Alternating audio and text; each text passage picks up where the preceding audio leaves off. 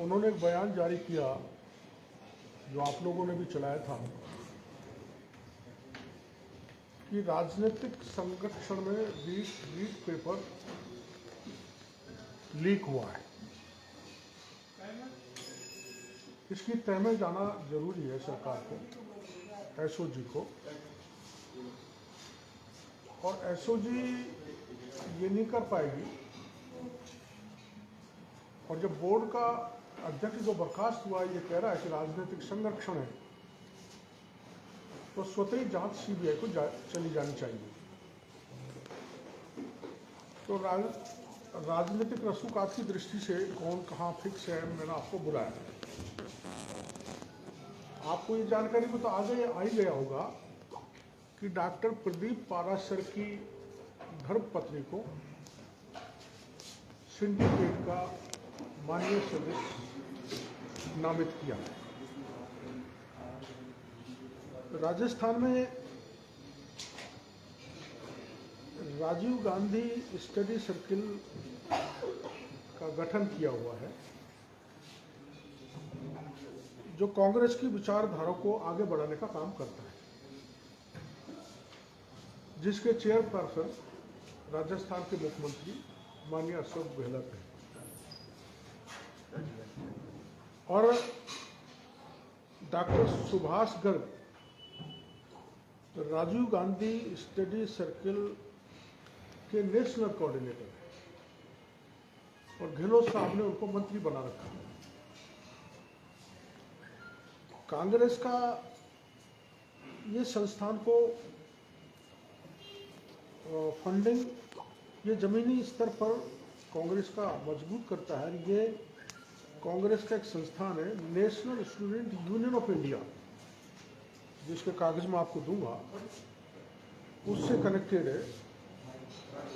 और इस कोऑर्डिनेटर को, इस संस्थान को Gandhian institute of social science and good governance, जो राजस्थान में, जिसके मैं चेयरमैन का भी नाम बताऊंगा, की तरफ से सहायता दी जाती है।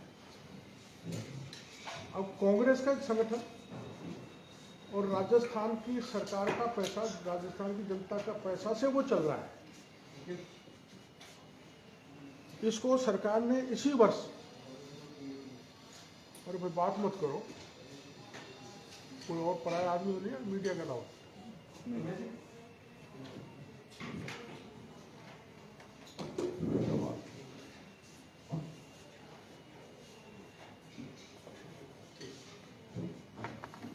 राजस्थान सरकार ने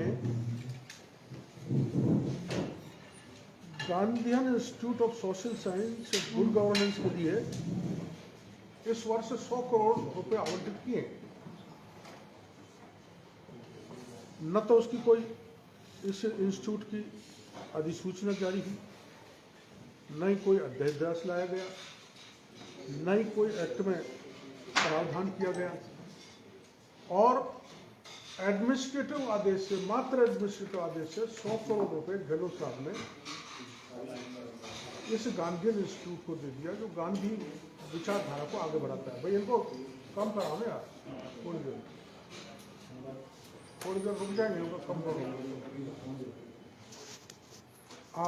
गांधी विचारधारा को आगे बढ़ाने में कोई दिक्कत नहीं, लेकिन गांधी जी की विचारधारा की ओट में कांग्रेस को राजस्थान में मजबूत किया जाना और उसके लिए 100 करोड़ रुपए दे देना, जिसका कोई नोटिफिकेशन जारी हुआ, ना एक्ट में प्रावधान किया गया, ना विधानसभा में बिल लाया गया, इसमें मुझे आपत्ति है।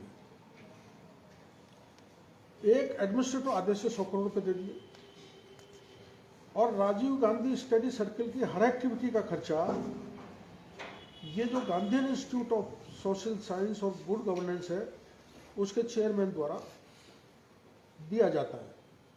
इसमें कांग्रेस से जुड़े हुए प्रोफेसर, सहायक प्रोफेसर प्रशिक्षण प्रदान करते हैं, जो कांग्रेस को मजबूत करने के लिए काम करते हैं। इस घालमेल में एक करोड़ों का घालमेल हुआ है, और इसको अंजाम दिया है सुभाष गर्ग ने, जो मंत्री जी हैं गहलोत सरकार में। और और ये Gandhi institute of social science and good governance के मुखिया हैं डॉक्टर BM शर्मा। और इस जो गांधी की हो चाहे केंद्र सरकार की कोई योजना हो या कोई सरकारों की जो डेवलपमेंट का मामला है उसको आगे बढ़ाने की दृष्टि से राजस्थान में एक IDS बना हुआ है, इंस्टीट्यूट ऑफ डेवलपमेंट स्टडीज। वो धूल चाट रहा है, बिल्डिंग भी है, वहीं काम चलता था, लेकिन उसको हटा के ये इंस्टीट्यूट अलग बना दिया। और ये जो परीक्षाएं नीट की हुई हैं, इसमें अधिकतर जो कोऑर्डिनेटर है और पर्यवेक्षक है वो माननीय सुभाष गर्ग जो गहलोत सरकार में मंत्री हैं, उनके कहने से लगाए हैं, जो इस राजीव गांधी स्टडी सर्किल के कोऑर्डिनेटर हैं और गहलोत साहब इसके संरक्षक हैं। एक आदेश मैं आपको दूंगा, इसका व्हाट्सएप ले लेना, गिनाने में टाइम लगेगा। इसमें माननीय गहलोत साहब की अप्रूवल से कुछ पदाधिकारी बनाए गए हैं राजीव गांधी स्टडी सर्किल में, RGSC। ये ऑफिस ऑर्डर है जिसमें स्टेट कोऑर्डिनेटर हैं 3। उन 3 स्टेट कोऑर्डिनेटर्स में से एक स्टेट कोऑर्डिनेटर ध्यान सिंह गोठवाल जो जयपुर का है, उसको नीट की परीक्षा में लगाया है। रीजनल कोऑर्डिनेटर हैं इस संस्था के, जिसके संरक्षक चेयरपर्सन माननीय अशोक गहलोत है। 7, उस 7 में से 5 को नीट परीक्षा में लगाया गया, जिसमें डॉक्टर सुनीता प्रधान डिस्ट्रिक्ट कोऑर्डिनेटर अजमेर लगाई गई, डॉक्टर प्रदीप पारासर जयपुर का लगाया गया, डॉक्टर NK व्यास को बीकानेर का लगाया गया, डॉक्टर देवेंद्र परमार को धौलपुर का लगाया गया, डॉक्टर जैनाराम नागोरा को जोधपुर का लगाया। मेरा कहने का मतलब ये, जो सारे भी कोऑर्डिनेटर जितने भी लगे हैं, ये राजीव गांधी स्टडी सर्किल के, जिसका सारा संचालन माननीय सुभाष गर्ग करते हैं, उनके द्वारा लगाए गए और ये जारौली से मिलकर लगाए गए।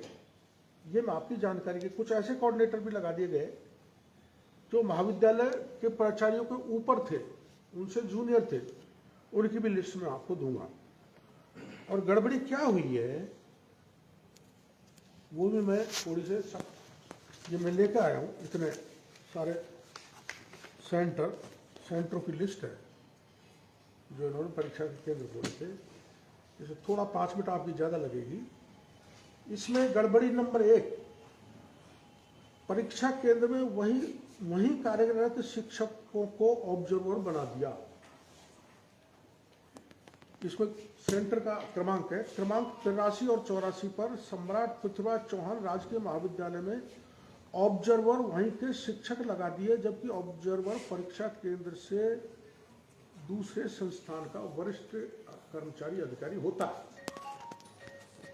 गड़बड़ी नंबर 2,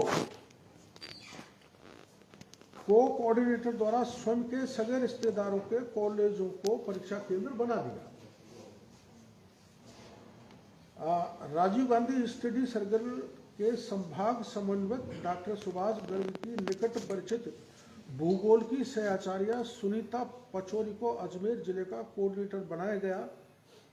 उन्होंने स्वयं के घर की संस्था क्रमांक 106 सुनीता ITI को परीक्षा केंद्र बना दिया। गड़बड़ी नंबर 3, अपने सगे रिश्तेदारों के कॉलेज में प्रेक्षक नियुक्त कर दिया। क्रमांक 110 इसमें है, टाक शिक्षा निकेतन TT कॉलेज में डॉक्टर राकेश टाक को ऑब्जर्वर बनाया गया, जबकि ये कॉलेज उनकी बेटी की है। तो ये सब मिलकर खेल किया। गहलोत साहब संरक्षक और सुभाष गर्ग कोऑर्डिनेटर नेशनल। अब ये कह रहे लेवल द्वितीय में पेपर लीक नहीं हुआ, तो लेवल द्वितीय का पेपर लीक हुआ है क्रमांक 83 पर, 84 पर, 106 पर, 110 पर, 109 पर। इसके कागज मेरे पास। अब एक पुराना मामला है, वर्ष 2012 में टेट की परीक्षा हुई थी। मीडिया की जानकारी में स्टेट कोऑर्डिनेटर उसके प्रदीप पारासर थे और माध्यमिक शिक्षा बोर्ड के अध्यक्ष सुभाष गर्ग थे। इन्होंने दोनों ने मिलके उसी फर्म को काम दिया जो अब के माध्यमिक शिक्षा बोर्ड के अध्यक्ष जारौली ने दिया है, कलकत्ता की फर्म, कलकत्ता की फर्म को दिया। तो एक बड़े अधिकारी सीएमओ के और सुभाष गर्ग ने मिलकर जारौली को यह दबाव बनाया कि उसी प्रिंटिंग प्रेस को पेपर प्रेस प्रिंटिंग करने के लिए दो जिसको मैंने दिया था। तो यहाँ परीक्षा की गोपनीयता भंग हुई है ना। तो परीक्षा की गोपनीयता भंग करने में गर्ग साहब का हाथ है। उस समय जो गड़बड़ हुआ था परीक्षा में, टेट की परीक्षा में, तो उसकी शिकायत हुई थी, जांच हुई थी। करीबन 84 करोड़ का गबन का दोषी पाया गया था सुभाष गर्ग को। लेकिन दुर्भाग्य मेरी सरकार में भी वो प्रकरण दब गया और अब दबा हुआ है ही। तो उस प्रकरण को निकाला जाए और सुभाष गर्ग को बर्खास्त करके गहलोत साहब उस प्रकरण की जांच करें और इनकी संलिप्तता इस रीट पेपर में भी है। इनको बर्खास्त करके एसओजी को परमिशन दें ताकि इनसे पूछताछ किया जाए, क्योंकि सारा परीक्षा का पेपर इस बार भी सुभाष गर्ग के मार्गदर्शन में योजनाबद्ध तरीके से पूरे राज्य में लीक हुआ है।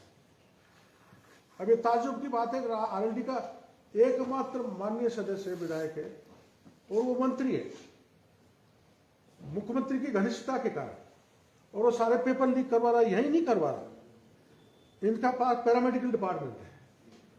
तो डॉक्टर सुभाष गर्ग के अधीन जितने भी पैरामेडिकल कोर्सेज की परीक्षा हुई है उन सभी का काम भी डॉक्टर प्रदीप पारासर के माध्यम से हुआ है, जिसमें भारी लूट खसोट हुई है पैरामेडिकल के प्रवेश में, जो एक जांच का विषय है।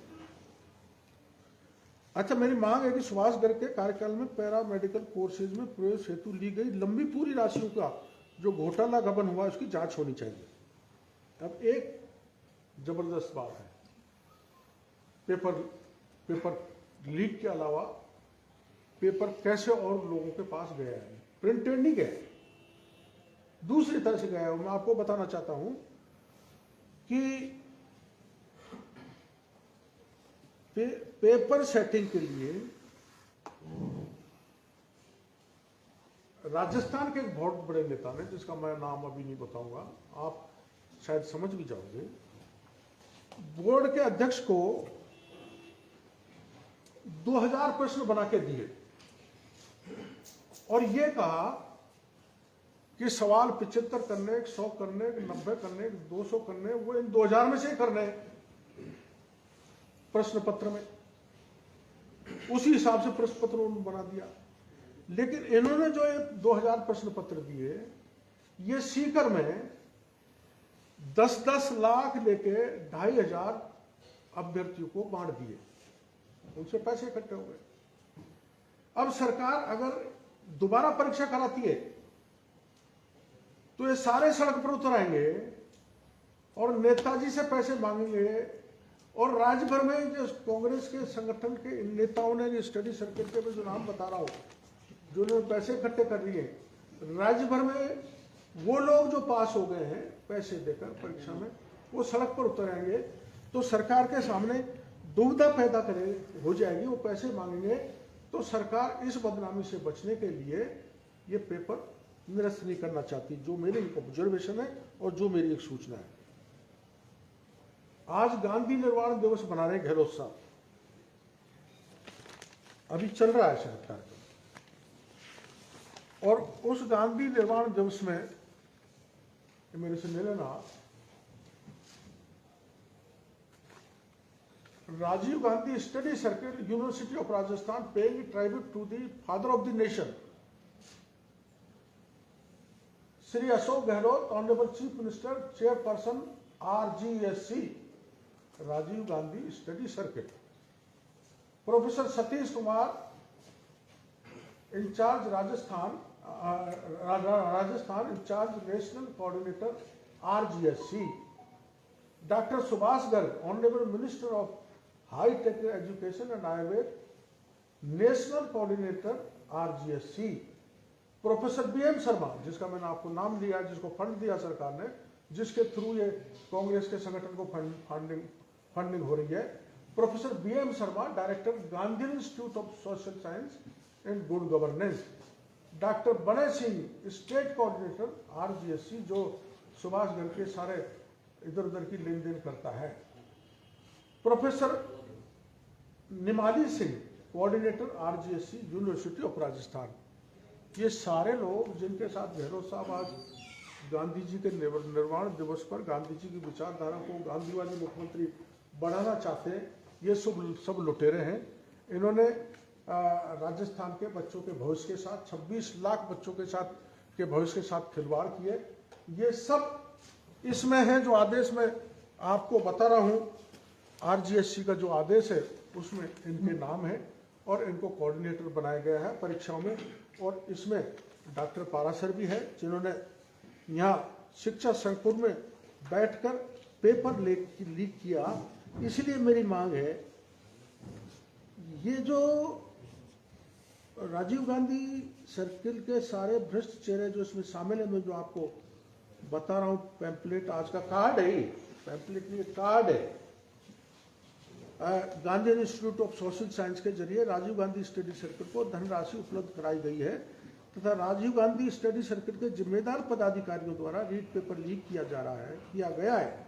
इस बात की श्री अशोक गहलोत को जानकारी है, और अगर नहीं है तो ये मुख्यमंत्री जी की मूर्खता है, और अगर अनभिज्ञता है तो मैं माननीय मुख्यमंत्री जी को मीडिया के जरिए कहना चाहता हूं कि तुरंत सुभाष गर्ग को, अभी कार्यक्रम चल रहा है, बर्खास्त करें, SOG को अलाउ करें, उनसे पूछताछ की जाए, उनके जेल के सीखचों में डालें, और Rajiv Gandhi study circle red paper के लीक की जांच चलिए, जो मैंने आपको बताया गांधी इंस्टीट्यूट, इसमें जो पैसा करोड़ों का घोटाला हो रहा है, इस सब की जांच CBI से कराई जानी चाहिए।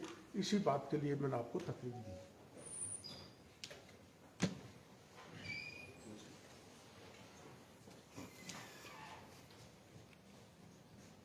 सर, ये प्रदीप पाराशर को कल SOG लेकर गई पूछताछ के लिए, अब तक किसी तरह की कोई जानकारी नहीं आई है।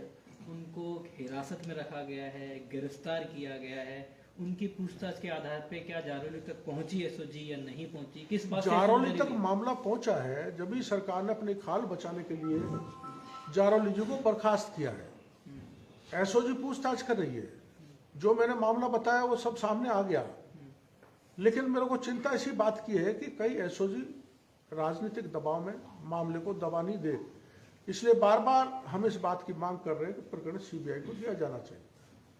तो साहब, आप कह रहे हैं कि सीकर के नेता ने किया है, तो जो प्रश्न आप बता रहे हैं, क्या कांग्रेस के पूरे संगठन के लोगों तक ये पेपर पहुंच गया?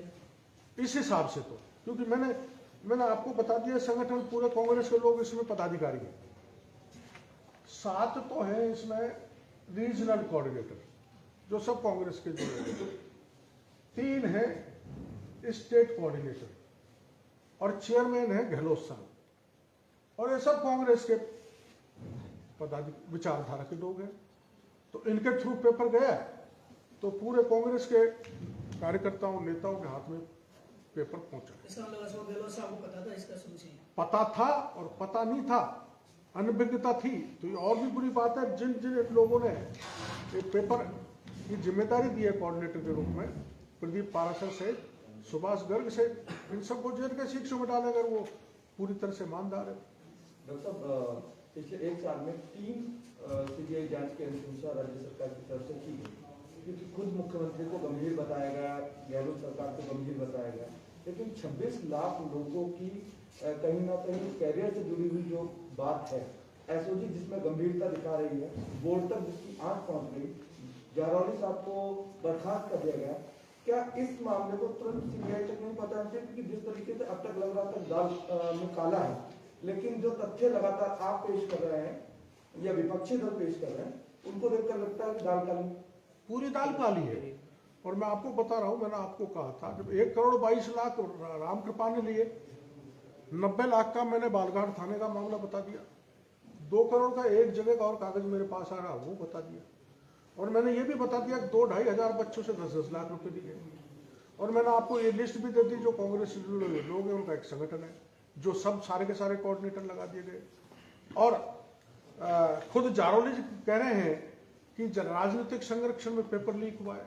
अब उससे बड़ा तो कोई प्रमाण हो नहीं सकता। तो राजनीतिक संरक्षण तो सत्ताधारी दल का ही हो सकता है, कांग्रेस का ही, कोई भाजपा का तो हो नहीं सकता, किसी दूसरे दल का तो हो नहीं सकता। तो राजनीतिक संरक्षण है तो अपनी खाल बचाने के लिए मुख्यमंत्री जी कभी भी नहीं चाहेंगे कि सीबीआई जांच हो, क्योंकि सीबीआई जांच दूसरों में तो मुख्यमंत्री जी नहीं है, लेकिन इसमें तो मुख्यमंत्री जी चेयरपर्सन है।